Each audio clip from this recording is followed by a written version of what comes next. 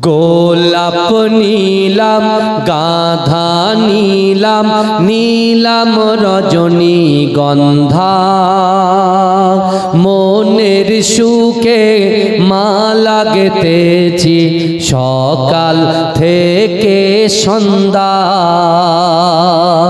জোরে বলুন না, জোরে বলবেন না সুবহানাল্লাহ। ঝিমালে হবে না, আপনাদেরও বলতে হবে। শুরু করেন। গোলাপ নীলাম গাধা নীলাম নীলাম রজনীগন্ধা মনের সুখে মালা গেঁথেছি সকাল থেকে সন্ধ্যা। একবার দেখা দাও যদি ও গো কামলিওয়ালা, হাসি মুখে পরাবো তোমার হাজার ফুলের মালা। বলো ইয়া রাসূলুল্লাহ ইয়া হাবিবাল্লাহ, বলো বলো ইয়া রাসূলুল্লাহ ইয়া হাবিবাল্লাহ। সাদা ফুলকে প্রশ্ন করি রংটি কোথায় পেলে, সাদা ফুলকে প্রশ্ন করি রংটি কোথায় পেলে। নবীজির দাঁত মোবারক সাদা ছিল বলে, তাই সাদা ফুলকে তুলে তুলে গেঁথে রাখলাম মালা। হাসি মুখে পরাবো তোমার হাজার ফুলের মালা। বলো ইয়া রাসূলুল্লাহ।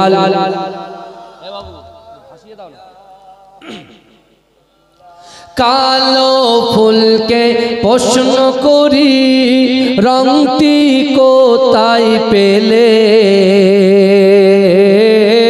কালো ফুলকে প্রশ্ন করি রংটি কোথায় পেলে।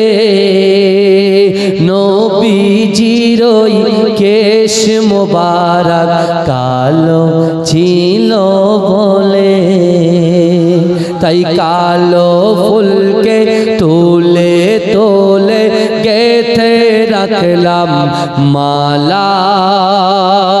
হাসি মুখে পরাবো তোমার হাজার ফুলের মালা। বলো ইয়া রাসূলুল্লাহ ইয়া হাবিবাল্লাহ। লাল ফুলকে প্রশ্ন করি রংটি কোথায় পেলে, লাল ফুলকে প্রশ্ন করি রংটি কোথায় পেলে। নবীজির খুন মোবারক লাল ছিল বলে, তাই লাল ফুলকে তুলে তুলে গেঁথে রাখলাম মালা। হাসি মুখে পরাবো তোমার হাজার ফুলের মালা। তো আমার ভাই জানেরা, হে নবী পাকের উম্মত উম্মতিরা, হে নবী দেওয়ানারা, আমার আল্লাহ পাক রব্বুল আলামিন বান্দাকে কত মোহাব্বত করে, বান্দাকে কত ভালোবাসে, বান্দাকে কত প্যার করে। হে যুবকেরা, যে আল্লাহ আমাকে আপনাকে আমাদিগকে দৈনন্দিন রুজি পাঠিয়ে দেয়, আল্লাহ পাক আমাদের সন্তান দিয়েছে, ইজ্জত দিয়েছে, সম্মান দিয়েছে। হে যুবকেরা, আমার আল্লাহ কোরআন কোরআন পাকের ভিতরে স্পষ্ট ভাষায় জানিয়ে দিয়েছে, ও বান্দা ফাআইনামা তুআল্লু ফাসাম্মা ওয়াজহুল্লাহ। আমার আল্লাহ বলে, বান্দা তোমরা যখন ডান দিকে তাকাও ওই ডান দিকে আমি আল্লাহ আছি, তোমরা যখন বাম দিকে তাকাও ওই বাম দিকে আমি আল্লাহ আছি, তোমরা যখন সামনে তাকাও সামনেও আমি আল্লাহ আছি, তোমরা যখন পিছনে তাকাও ওই পিছনেও আমি আল্লাহ আছি। এ যুবকেরা, হে নবী পাকের উম্মতিরা, যেদিকে তাকাই না কেন সেই দিকে আমাদের খালিক, সেই দিকে আমাদের মালিক, সেই দিকে আমাদের সৃষ্টিকর্তা আল্লাহ পাক তার বান্দার দিকেই তাকিয়ে আছে। আমার বাবাজি, আমি আপনি আমরা যেদিকেই যাই না কেন, যেদিকেই তাকাই না কেন, সেদিকে আছেন কে? আল্লাহ। তাহলে আমাদেরকে খুব হিসাব করে পা ফেলতে হবে। আপনার বর্ডার সাইডে গেছেন তো? কথা বলেন। আরে বাংলাদেশের বর্ডার গেছেন তো? তা বর্ডার সাইডে গিয়ে আমরা কত বিচক্ষণতার সাথে চলি বলেন তো? আমরা জানি ওই জায়গায় গেলে রেড জোন, ওটা গ্রিন জোন, আমরা গ্রিন জোন পর্যন্ত যাই, রেড জোনে কিন্তু আমরা যাই না। যদি যাই অ্যারেস্ট হয়ে যাব। কথা ঠিক না? যদি যাই কি হয়ে যাব? অ্যারেস্ট হয়ে যাব, পাকড়ে নেবে। তাহলে ওটা বুঝলে কবরে যে দুজন ফেরেশতা আসবে তাদের কিছু চোখ থাকবে না, কানা ফেরেশতা দিয়ে দেবে। তখন আপনি কি করবেন? আপনি রেড জোনে যাওয়ার ভয়ে আপনি শৃঙ্খলাবদ্ধভাবে চলছেন, আর যখন শরিয়াতের জায়গা আসছে আপনার গন্ডগোলে, যখন মুয়াজ্জিনের আজান ঢোকে আসসালাতু খায়রুম মিনান নাওম, ঘুম থেকে নামাজ উঠা, তখন আপনি কি করেন? ফজরের নামাজ আজান যাওয়ার পরেও বাড়িতে শুয়ে থাকি, শয়তান গা হাত পা টিপে দেয়, আপনি মসজিদে ঘুমান। কিন্তু একবারও ভাবেন না যে এটা আল্লাহর হুকুম। কার হুকুম? নামাজ কার হুকুম? কথা বলে আল্লাহর হুকুম। রাসূলুল্লাহ বলতেন, যখন রজব মাস আসতেন, এই শাবান মাসের আগের মাসটা যেটা ফেলে এসেছি আমরা, ওটা হচ্ছে রজব মাস। ওই রজব মাস আসলে রাসূলুল্লাহ দোয়া করতেন, আল্লাহ আমাকে আপনি রমজান শরীফ পর্যন্ত পৌঁছে দেন, জোরে বলেন, যাতে আমি রমজানের রোজা রাখতে পারি। জোরে বলুন না। আল্লাহর রাসূল তার আগে সামনে পিছনে ডান দিকে বাদিকে কোনো গুনাহ ছিল না, কিন্তু রজব মাস আসলেই রমজানের জন্য দোয়া চাইতেন। জোরে বলুন। আর আজকালকার আমাদের কিছু যুবক আছে, ঠিক রোজার কাছাকাছি আসবে ডাক্তারের কাছে যাবে, গিয়ে বলছে এখানে কিনকিন করছে, এখানে কিনকিন করছে, ওখানে অমিক করছে। ডক্টর বাবু বলছে ঠিক আছে, তোমার গ্যাস হচ্ছে, তোমার রোজা রাখতে হবে না। কারণ বাড়ি হোম মিনিস্টার বলছে রান্না কিন্তু করতে পারবো না। বুঝতে পারছেন না? রান্না হবে না, রোজা করতে হবে। আমার মায়েরা বলছে রোজা করতে হবে, বোনেরা বলছে রোজা করতে হবে। কিন্তু বাবাজি বিশ্বাস করুন, কর্তা বলছে এখানে কিনকিন করছে, মাজায় কিনকিন করছে, হাতটা যেন ঝিমঝিম করছে। এত বছর খেয়েছে, কি বুঝলেন? 12 মাসে 13 মাস খেয়েছে, আপনার 12 মাসে 11 মাস খেয়েছে, একদম যা সামনে এসছে, বুঝলেন? ডক্টর বলছে গ্যাস হচ্ছে, তুমি পেঁয়াজি পুরুলি, হ্যাঁ বেগুনি, ওর দোকানে বসে বসে চাকুম চুকুম করে খাচ্ছ আর সিনেমা দেখছো। তখন তো আর মনে হইতে গ্যাসের কথা, যে রোজা এসছে আর গ্যাসের কথা মনে হয়েছে, তাই না? কথা বলেন না বাবাজি, কথা খারাপ লাগছে নাকি? কিন্তু আমার ভাইরা ভালো করে বোঝার চেষ্টা করে, শরিয়াতটা কিন্তু এমনি এমনি এই দাতারি মঙ্গল হাট পর্যন্ত পৌঁছায় না, এমনি এমনি আসেনি। আমার রাসূলকে কষ্ট করতে হয়েছে, মেহনত করতে হয়েছে, লাঞ্ছিত হতে হয়েছে, অপমানিত হতে হয়েছে, আমার রাসূলকে মার খেতে হয়েছে, কিন্তু তারপরেও বিশ্বনবী উম্মতকে এত ভালোবেসেছে, প্যার করেছে। আমার দয়ার নবী রাসূলুল্লাহ বলছেন না না না, আমার উম্মত জাহান্নামে যাবে, আমি রাসূল সহ্য করব না। জোরে বলে, জোরে বলা যাবে? কিন্তু সেই রাসূলুল্লাহর উম্মত আমরা, সেই রাসূলকে কতটুকু মহব্বত করেছি, কতটুকু ভালোবেসেছি। কিন্তু আমার ভাইজানেরা, হে নবী পাকের উম্মতিরা, হে নবী দেবানারা, একটু ভালো করে বোঝার চেষ্টা করে। বিশ্ব নবী রাসূলুল্লাহ সাল্লাল্লাহু আলাইহি ওয়াসাল্লাম বলেছেন, শাবান মাসের ভিতরে একটা রাত আছে যেটাকে আমরা বলি লাইলাতুল বরাত, শবে বরাত। এ যুবকেরা, ওই শবে বরাতের রাতের বেলা আমার আল্লাহ পাক প্রথম আসমানে এসে তার বান্দা বান্দিকে বলে, ও বান্দা, কার রুজি লাগবে বলো, আমি আল্লাহকে বলো। কার সম্পদ লাগবে, আমি আল্লাহকে বলো। যার যার মনের কথা, কষ্টের কথা, অন্তরের কথা, ইচ্ছার কথা, আকাঙ্ক্ষার কথা, ও বান্দা, আমি আল্লাহ তোমাদেরকে সৃষ্টি করেছি।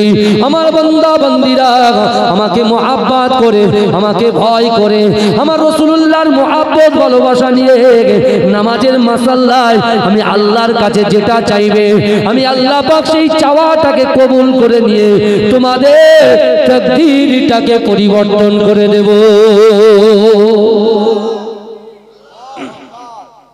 আমার বাবাজিরা, এই তাই তো শবে বরাত আসছে না? কবে বলেন তো? হ্যাঁ, বুঝতে পেরেছেন? শবে বরাত আসছেন। ওই শবে বরাতের রাতে আমরা ঘুমিয়ে কাটাবো, তাই তো বাবাজি? কথা বলেন না? ইবাদত বান্দেগি করে কাটাতে হবে পুরো রাতটা। কারণ এই শবে বরাতের রাতটা হলো ভাগ্য নির্ধারণের রাত। কি বুঝলেন? আর আল্লাহর কোরআন বলছে, বান্দা ইজা জা আজালুহুম লা ইস্তাখিরুনা সাআতাও ওয়া লা ইস্তাকদিমুন, অর্থাৎ মৃত্যু যখন আসবে 1 সেকেন্ড লেট করা হবে না, 1 সেকেন্ড দেরি করা হবে না। তাহলে আমাদের পূর্বপুরুষ যারা কবরে শুয়ে আছে তাদের মাগফিরাতের জন্য দোয়াও চাইতে হবে। কথা ঠিক না বল? কথা বলেন না বাবাজি? দোয়া চাইতে হবে কি হবে না? দরুদ শরীফ পড়েন, আল্লাহুম্মা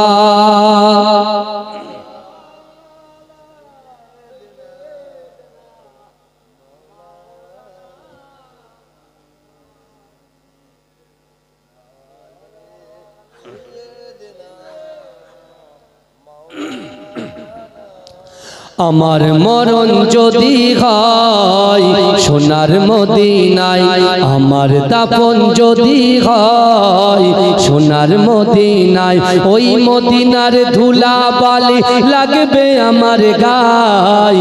আমার মরণ যদি হয় সোনার মদিনায়। তাকবীর দেন না? নারে তাকবীর, নারে তাকবীর, আল্লাহু আকবার, নারে তাকবীর। মাসলাকে মুজাদ্দিদ জামান, মুজাদ্দিদ জামানের হক সিলসিলা, নারে তাকবীর। মাসলাকে মুজাদ্দিদ জামান, মাঝরাই পিডাঙ্গা দরবার শরীফ, দাতারি মঙ্গলার গ্রামবাসী বৃন্দ, নারে তাকবীর। আমার মরণ যদি হয় সোনার মদিনায়, আমার দাফন যদি হয় সোনার মদিনায়, ওই মদিনার ধুলা বালি লাগবে আমার গায়। আমার মরণ যদি হয় সোনার মদিনায়।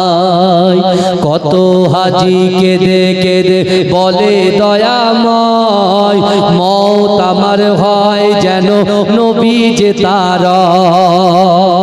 কত হাজি কেঁদে কেঁদে বলে দয়াময়, মওত আমার হয় যেন নবী যে তার। তার সুপারিশ পেলে পরে, তার সুপারিশ পেলে পরে জান্নাত নসিব হয়। আমার মরণ যদি হয় সোনার মদিনায়, আমার দাফন যদি হয় সোনার মদিনায়। রওজা নবীর দেখলে পরে প্রাণটা ভরে যায়, নয়ন যুগল অশ্রু জরে পলক ভিজে যায়। রওজা নবীর দেখলে পরে প্রাণটা ভরে যায়, নয়ন যুগল অশ্রু জরে পলক ভিজে যায়।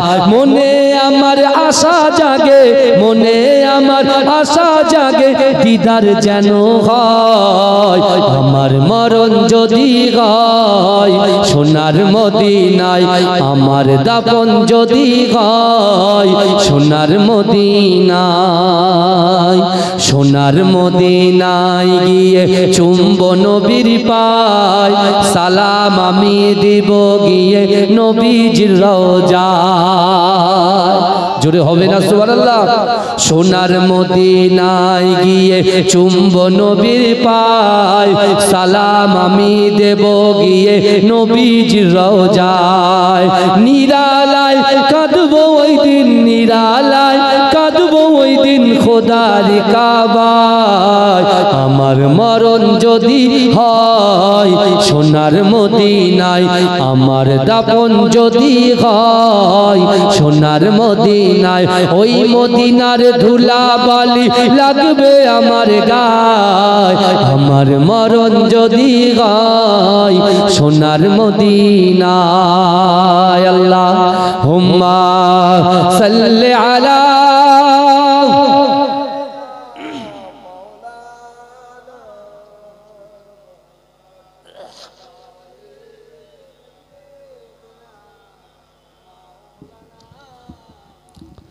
আমার বাবাজিরা ভাইরা ভালো করে বোঝার চেষ্টা করে, তাহলে শবে বরাতের যে রাত, অসুবিধা হচ্ছে কারোর অসুবিধা হচ্ছে বলবেন বাবাজি, এটা তাকবীর দেন না রে তাকবীর।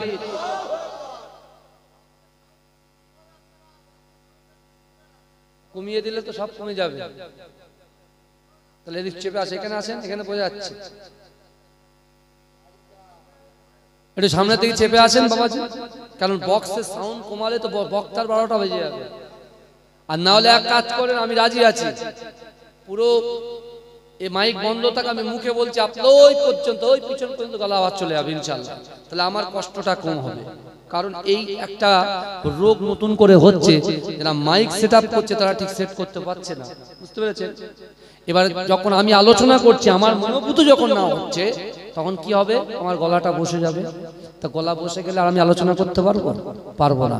ওই জন্য আমি জাস্ট মাইকটাকে এইভাবে, অনেক একটু কষ্ট হবে ভাইজান, জীবনে বহু কষ্ট করেছেন, 2 ঘন্টা কষ্ট করে বসে একটু শুনে যান, কিছু কথা বলি। কারণ আমরা সব জানি যে শয়তান আমাদেরকে পুরো একদম বান্ডিল করে ফেলেছে। এই বুঝতে পেরেছেন, শয়তান বান্ডিল করে ফেলেছে আমাদের। কিরকম? এই ভালো করে শুনে, আমি আস্তে আস্তে বলছি, কোনো চাপ নেই। যারা এই জান্নাতের বাগানে এসে বসেছেন, আজকের দিনে আপনার শয়তানকে হারিয়ে বসেছেন। জোরে বলুন, জোরে বলতে হবে বাবা। আমরা মুসলমান সব জায়গায় গলা চিৎকার দিই, আর এই যখন জান্নাতের বাগানে ঢুকে যায় তখন আমাদের গলার সাউন্ড চেপে যায়, কেন তা আল্লাহ জানে। কিন্তু আমার বাবাজিরা, পার্টি হচ্ছে দুটো, একটা নামাজের পার্টি, একটা ঝান্ডা পার্টি। কিন্তু আমার বাবাজিরা একটা জিনিস,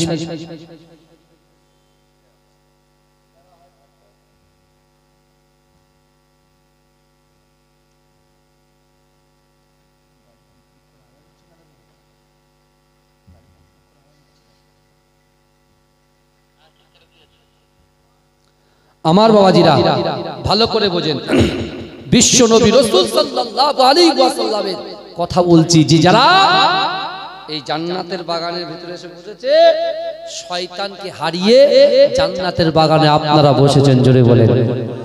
আর আমাদেরকে, আপনাদেরকে এই জান্নাতের বাগানে বসিয়েছেন কে? আল্লাহ। জোরে বলবেন না? এখন এখানে একটুখানি ভাবুন যে আমরা নামাজ পড়ি না, রোজা রাখি না, যাকাত দিই না, ফিতরা দিই না, দান খায়রাত করি না, বড়দের সম্মান করি না, ছোটদেরকে স্নেহ করি না, গালাত গালাত পিকচার, গালাত গালাত ভিডিও, কত বাজে মন্তব্য, এই চোখের জেনা, হাতের জেনা, অন্তরের জেনা, মনের জেনা, সব করার পরেও আল্লাহ আমাদেরকে এই জান্নাতের বাগানে কেন পৌঁছালেন? বুঝতে পারছেন না? আল্লাহ কেন এই জান্নাতের বাগানে বান্দাকে বসিয়েছেন? আমাকে কেন বসিয়েছেন? আপনাকে কেন বসিয়েছেন? ওই ভাইকে কেন বসিয়েছেন? এই ভাইকে কেন বসিয়েছেন? কারণ আল্লাহ বলতে চাইছে, বান্দা আমি তোমাদেরকে এত ভালোবাসি, এত প্যার করি। ও বান্দা শোনো, ওহুয়া মাআকুম আইনামা কুনতুম, বান্দা তোমরা যেখানে, আমি আল্লাহ সেখানে। জোরে বলবেন না? আল্লাহ বলতে চাইছে, বান্দা আমি তোমাকে সৃষ্টি করেছি, তুমি যা কিছু চাইবে আমি আল্লাহর কাছে চাইবে। কার কাছে? এই কথা বলেন, যা কিছু চাইবো কার কাছে? আল্লাহর কাছে চাইবো। কিন্তু বাবাজি এখানে কিন্তু অনেকে একটু বাজে জিনিস ঘুরিয়ে বলে। আমরা যারা মুজাদ্দেদ জামান, আমিরে শরিয়াত আলা হযরত দাদা হুজুর পীর কেবলা রাহমাতুল্লাহ আলাইহি, তার মাসলাকের মানুষ, আজকে আমাদেরকে বলা হয় আমরা নাকি মাজার পূজা করি। জোরে বলুন নাউজুবিল্লাহ। আচ্ছা সত্যিকারের বুকে হাত দিয়ে বলেন তো দেখি, আমরা কি সত্যি মাজার পূজারী? না, কখনো না তো। হ্যাঁ, আমরা মুজাদ্দেদ জামান দাদা হুজুর পীর কেবলা রহমাতুল্লাহ আলাইহি মাজারে গিয়ে সিজদা দিই নাকি? এই কথা বলেন না, সিজদা দিই? সিজদা দিই না তো। বসিরহাট আল্লামা হুজুরের দরবারে গিয়ে সিজদা দিই না তো? মাজিরাটি দরবার শরীফে গিয়ে সিজদা দিই না তো? হ্যাঁ, তাহলে যারা বলছে গুনাহ কিন্তু তাদের হচ্ছে, কারণ মাসলাকে মুজাদ্দেদ জামান দাদা হুজুরের মাসলাক এমনই একটা যে ওই জায়গায় গিয়ে আমরা আল্লাহর ওলিদের ওসিলা নিয়ে আল্লাহর দরবারে দোয়া চাই। কথা ঠিক না? আল্লাহর ওলিদের দোয়া নিয়ে ওসিলা নিয়ে আল্লাহর কাছে দোয়া চাই। আমরা এই দোয়া চাই বলে ওদের গা কামড়া। কিন্তু বাবাজি বিশ্বাস আমি আপনাদেরকে বলে যাই, মুজাদ্দেদ জামান দাদা হুজুরের সিলসিলা হচ্ছে হক সিলসিলা। যারা সত্যি সত্যি মানবে, যারা সত্যি সত্যি সেই মুজাদ্দেদ জামান দাদা হুজুর পীর কেবলার ওসিয়াত অনুযায়ী চলবে, আল্লাহ তাদের পরিবর্তন করে দয়ার জান্নাতে পৌঁছে দেবে। জোরে বলবেন না? আর মুজাদ্দেদ জামান দাদা হুজুর পীর কেবলা কোরআন হাদিসের আলোকেই তিনি যা কিছু তার মুরিদ মুতাকিদিনদের বলে গেছেন সব কোরআন হাদিসের আলোকে বলে গেছেন। জোরে বলে। তার খলিফারা একই রাস্তায় হেঁটেছে, একই রাস্তায় হেঁটেছে। কিন্তু আমার বাবাজিরা বিশ্বাস করুন, আজকে আমাদের একটু পরিবর্তন হতে হবে, কারণ আমাদের যে সমস্যার মধ্যে আমরা পড়ে গেছি, বিশ্বাস করুন মৃত্যুর কোনো ভরসা নেই বাবাজি, যে কোনো মুহূর্তে আসতে পারে। এই গতকাল রাত্রের বেলা আমাদের এলাকায় একজন ভাই, কত বয়স হবে, 40 থেকে 42, 40 থেকে 42 বছর বয়স, তাগড়া একটা যুবক, একটা বাচ্চা, একটা ছেলে আছে, একটা ছেলে একটা মেয়ে আছে, বুঝতে পেরেছেন? বন্ধুদের সঙ্গে বসে গল্প করছিল, হঠাৎ বুকে ব্যথা, অটো করে নিয়ে যাচ্ছে হসপিটালে, শেষ। ইন্না লিল্লাহি ওয়া ইন্না ইলাইহি রাজিউন। বলেন, আপনার গাড়ি, আপনার সম্পত্তি, আপনার বন্ধু, আপনার বান্ধবী, আপনার স্বাদের মোবাইল, আপনার স্বাদের বাড়ি কি হবে? সব রয়ে গেল, কিন্তু আপনার যাত্রা শুরু হলো বারজাকি লাইফে। ওই বারজাকি লাইফের খোরাক কি আছে? কি নিয়ে গেলে কবরে শান্তি পাবো? কি নিয়ে গেলে আল্লাহর সামনে আপনি জানাতে পারবেন? এটা আপনার জানার দরকার আছে না নাই? কথা বলেন। কিন্তু আমরা যখন কবরস্থানে যাই, এখন বর্তমান কবরস্থানে যাওয়ার পরেও এই দুনিয়ার কথা আলোচনা হয়, ব্যবসার কথা আলোচনা হয়, গাড়ি বাড়ির কথা আলোচনা হয়, কিন্তু আল্লাহর রাসূল সাল্লাল্লাহু আলাইহি ওয়াসাল্লাম যে কবর জিয়ারত করতে বলেছেন, কিসের জন্য? যতবার তুমি কবর জিয়ারত করবে ততবার তোমার কবরের কথা স্মরণ হবে। বুঝতে পেরেছেন না? রাসূল একবার কবর জিয়ারত করতে নিষেধ করেছিলেন, কিন্তু পরে রাসূল আবার কবর জিয়ারতের কথা বলেছিলেন। সেটা রাসূলুল্লাহ ভালো জানেন, কিন্তু আমার ভাইরা ভালো করে বোঝার চেষ্টা করেন। আমরা শবে বরাতের সময়, শবে বরাতের দিন শুধু কি করি? কবর জিয়ারত বেশি বেশি করি। এই শবে বরাতের সময় কবর জিয়ারতটা বেশি বেশি করছেন, এটা কিন্তু ধরে রাখবেন। কারণ আজকে যারা জান্নাতের বাগানে আপনারা বসে আছেন, কবরবাসী যারা কবরে আছেন, তাদের বাড়ির সন্তানগুলো, তাদের বাড়ির নাতি পোতাগুলো, তাদের বাড়ির বৌমাগুলো, ছেলেগুলো, যুবকগুলো, যুবতীগুলো যারা এই জান্নাতের বাগানে বসে আছেন, বিশ্বাস করুন যতক্ষণ বসে থাকবেন ততক্ষণ ওই কবরবাসীর কবরের আযাবকে আল্লাহ মাফ করে দেবে। এজন্য বলবেন না? তাহলে এই জায়গাটা বসার উপকার আছে না অপকার আছে? কথা বলে না? এই জায়গায় যদি কারোর মৃত্যু হয়, সে সরাসরি জান্নাতে চলে যাবে। জোরে বলে, এটা সেই গুরুত্বপূর্ণ জায়গা। শুধু তাই নয়, সন্ধ্যা থেকে যাবত পর্যন্ত যে কটা কোরআনে আয়াত তেলাওয়াত আপনারা শুনেছেন, আলিফ হরফুন, বা হরফুন, তা হরফুন, প্রত্যেকটা হরফে হরফে 10টা করে নেকি আমার আল্লাহ পাক আমলনামায় লিপিবদ্ধ করে দিয়েছেন। জোরে বলে, কি চান আপনি?